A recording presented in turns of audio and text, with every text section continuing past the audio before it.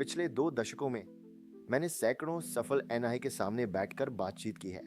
London में doctor, valley में तकनीकी उद्यमी, दुबई में सी-स्तरीय कार्यकारी, लोग जिन्होंने अद्भुत संपत्ति बनाई है।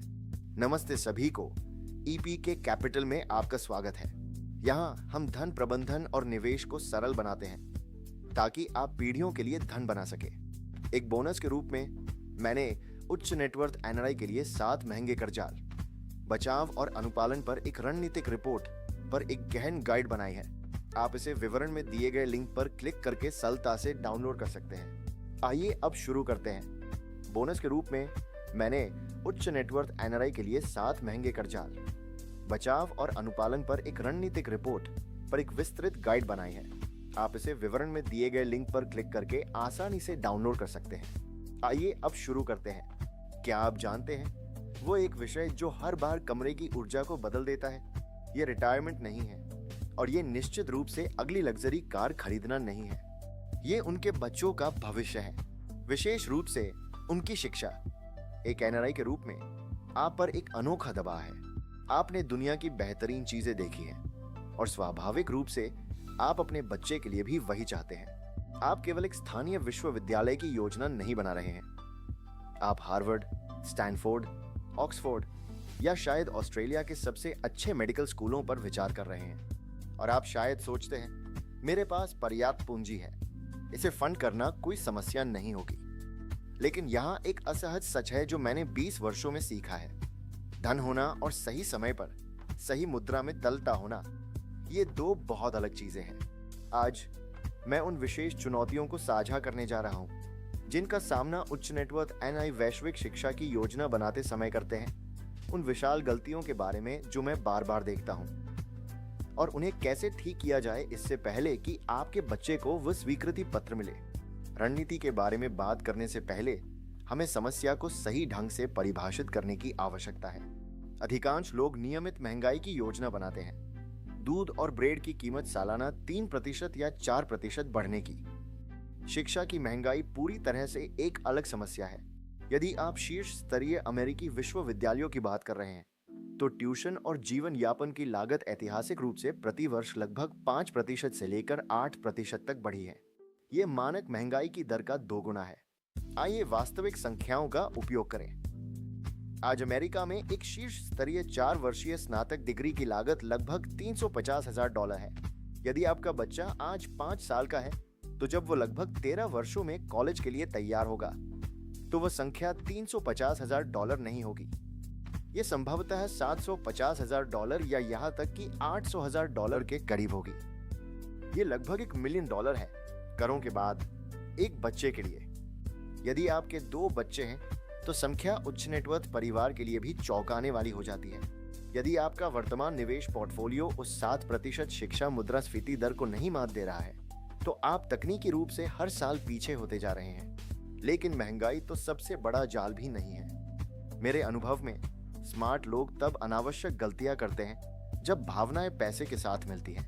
एनआरआई और शिक्षा योजना के मामले में मैं 3 प्रमुख गलतियां देखता हूं जो लगातार दोहराई जाती हैं। मिस्टेक नंबर 1 है द करेंसी ट्रैप। ये सबसे सामान्य है।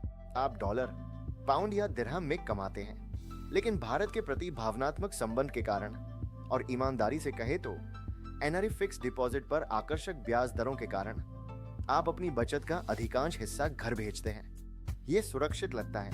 आप शायद रुपए के संदर्भ में 7% प्राप्त कर रहे हैं, लेकिन यहां समस्या है। यदि आपका बच्चा बोस्टन में विश्वविद्यालय जा रहा है तो फीस अमेरिकी डॉलर में चुकानी होगी, भारतीय रुपए में नहीं। लंबी अवधि में रुपया ऐतिहासिक रूप से डॉलर के मुकाबले प्रति वर्ष औसतन लगभग 3% से 4% तक डेप्रिसिएट हुआ है। तो यदि आपके भारत के निवेश ने 7% कमाया लेकिन रुपया डॉलर के मुकाबले 4% गिर गया तो आपके उस शिक्षा लक्ष्य की वास्तविक वापसी केवल 3% है। इस बीच अमेरिका की ट्यूशन फीस 7% बढ़ गई। आप बिना समझे महत्वपूर्ण खरीदने की शक्ति खो रहे हैं। आप केवल $1 की संपत्ति से डॉलर की देनदारी को पूरा नहीं कर सकते। गलती नंबर 2, अस्थिरता का जाल, या जैसा कि मैं इसे कहता हूं, रियल एस्टेट की लत। हम भारतीयों को रियल एस्टेट पसंद है। ये ठोस है, ये स्थायी लगता है और ये एक स्थिति का प्रतीक है। जिन कई उच्च नेटवर्थ व्यक्तियों से मैं मिलता हूं, उनकी शुद्ध संपत्ति का 70% संपत्ति में बंधा होता है। मुंबई में एक अपार्टमेंट, बैंगलोर में एक विला, लंदन में एक किराया। यहाँ एक कठोर सच्चाई है, आप एक बेडरूम नहीं बेच सकते ताकि कॉलेज के एक सेमेस्टर का भुगतान कर सके। जब ट्यूशन बिल आता है तो ये तुरंत होता है। रियल एस्टेट धीमा है। यदि बाजार तब गिरता है जब आपको नकद की आवश्यकता होती है, तो आपको नुकसान पर बेचने के लिए मजबूर होना पड़ता है, या इससे भी बुरा, संपत्ति के खिलाफ महंगा ऋण लेना पड़ता है। मैंने ऐसे परिवारों को देखा है जिनके पास $10 मिलियन की रियल एस्टेट संपत्ति है, लेकिन वे संपत्ति में समृद्ध लेकिन नकद में करीब होने के कारण $50,000 की ट्यूशन बिल समय पर चुकाने में संघर्ष कर रहे हैं। और तीसरी गलती, करपूज को नजरअंदाज करना है। एक एनआरआई के रूप में आपका वित्तीय जीवन जटिल है क्योंकि ये सीमाओं को पार करता है।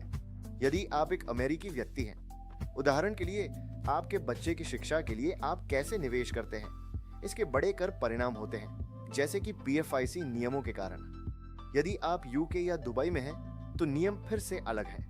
कई एनआरआई बस भारत में म्यूचुअल फंड या अमेरिका में स्टॉक्स खरीदते हैं, बिना ये सोचे कि उनके निवास देश में कॉलेज के लिए पैसे निकालने पर उन लाभों पर कैसे कर लगाया जाएगा।